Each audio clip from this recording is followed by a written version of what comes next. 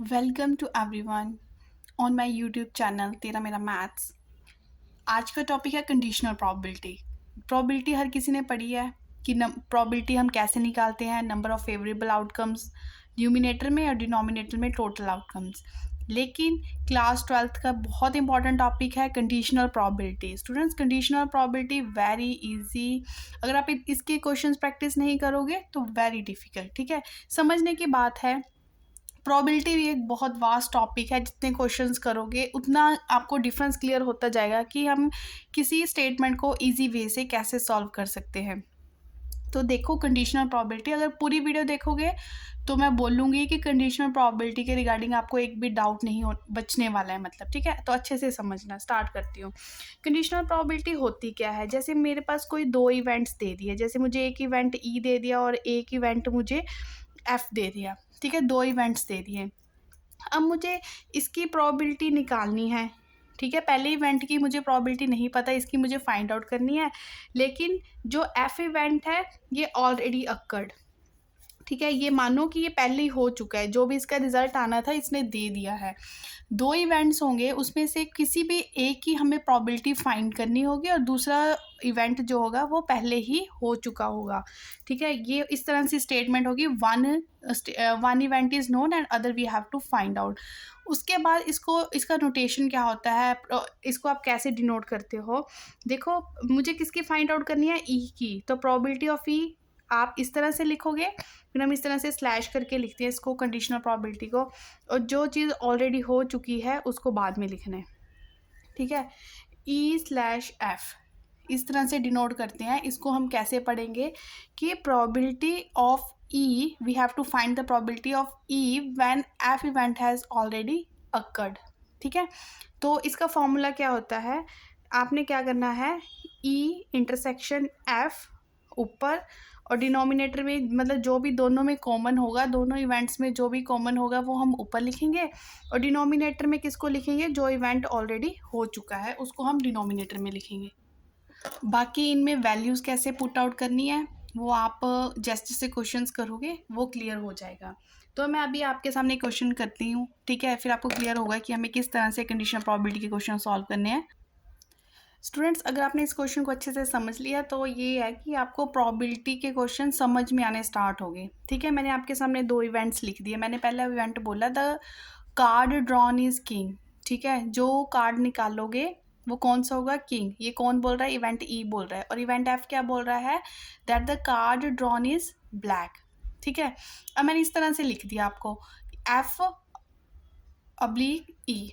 ठीक है, तो यहाँ से क्या क्लियर हो रहा है कि हमें किसकी प्रोबेबिलिटी फाइंड आउट करनी है और कौन सी चीज़ आपको गिवन है। मैंने अभी ऊपर क्लियर किया आपको कि जो इवेंट पहले लिखा होगा इट मीन्स उसकी प्रोबेबिलिटी हमें फाइंड आउट करनी है, और जो बाद में लिखा होगा वो इवेंट ऑलरेडी अक्कर्ड है, मीन्स वो नोन है, हमें हो चुका है।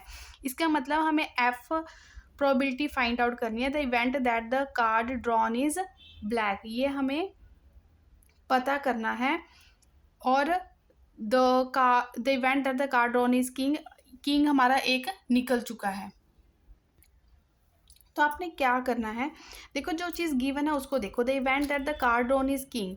अब अगर हम 52 पैक ऑफ कार्ड लेते हैं, ठीक है, तो उसमें टोटल किंग कितने होते हैं? हमें पता है उसमें टोटल किंग कितने होते हैं? 4। ठीक है, और एक डायमंड का हो गया, एक स्पेड का, एक क्लब का, एक हार्ट का। ठीक है, 4 टोटल किंग हो गए। और अगर ब्लैक देखते हैं, टोटल ब्लैक कार्ड हमारे पास कितने होते हैं? टोटल ब्लैक कार्ड्स हमारे पास कितने होते हैं? 26। टोटल ब्लैक कार्ड है मेरे पास 26। अब आपको क्या करना है, ये देखना है कि कितने इवेंट्स फेवरेबल है टू द इवेंट ई। अब हमने फॉर्मूला इस तरह से मैंने आपको बताया था, अब यहाँ पे आ गया, चाहे एफ इंटरसेक्शन ई लिख लो चाहे ई इंटरसेक्शन एफ लिख लो, उसका कोई फ़र्क नहीं पड़ता। लेकिन डिनोमिनेटर में आपने क्या लिखना होता है? जो ऑलरेडी अक्कर्ड हो चुका है इवेंट। अब इन दोनों में कॉमन देखो, 26 में जो ब्लैक वाले कार्ड होते हैं, ब्लैक वाले कार्ड कौन कौन से होते हैं? 26 होते हैं टोटल। 26 में मतलब इसमें से 13 क्या होंगे? हमारे पास स्पेड होंगे, और 13 क्या होंगे? क्लब होगा। ठीक है, और इसमें स्पेड में एक किंग स्पेड का हो गया, एक किंग किसका हो गया? क्लब का हो गया। अब देखो इन दोनों में कॉमन कितने आ रहे हैं? यहाँ ई इवेंट के पास 4 किंग है, एफ इवेंट के पास 2 किंग है। ठीक है, तो कॉमन कितने आ रहे हैं, 2, कितने आ गए, 2, और प्रोबेबिलिटी ऑफ ई कितनी है, 4, तो 1/2 देखो आंसर आ गया। मैं बोल रही हूँ इस क्वेश्चन को आप अच्छे से समझो, ठीक है, ये बेस है कंडीशनल प्रोबेबिलिटी का, आगे फर्दर क्वेश्चन लेंथी होते जाएंगे और समझ में कम आएंगे अगर हमने प्रैक्टिस नहीं की।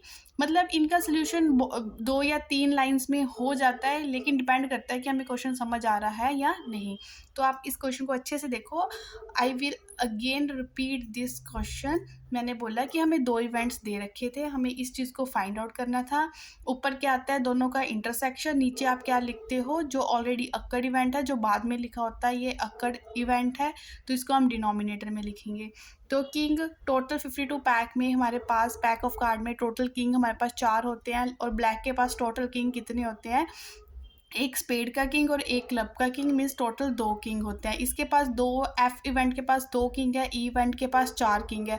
तो स्टूडेंट्स अपने आप देखो दोनों में कॉमन कितने किंग आ रहे हैं, सिर्फ 2 किंग, तो 2 ऊपर आ गया, ई के टोटल नीचे आ गया, तो आफ्टर कैंसिलेशन 1/2 हमारा क्या आ गया, आंसर आ गया। This is the first part of the conditional probability. ठीक है, इस पार्ट को अगर आप अच्छे से देखो, अगर आपको अच्छे से समझ आया तो लाइक कर लेना, चैनल पे नहीं हो तो चैनल को सब्सक्राइब कर लेना, और फर्दर वीडियो आएगी इसके रिगार्डिंग, और क्वेश्चंस हम करेंगे प्रैक्टिस के लिए। तब तक के लिए बाय, टेक केयर।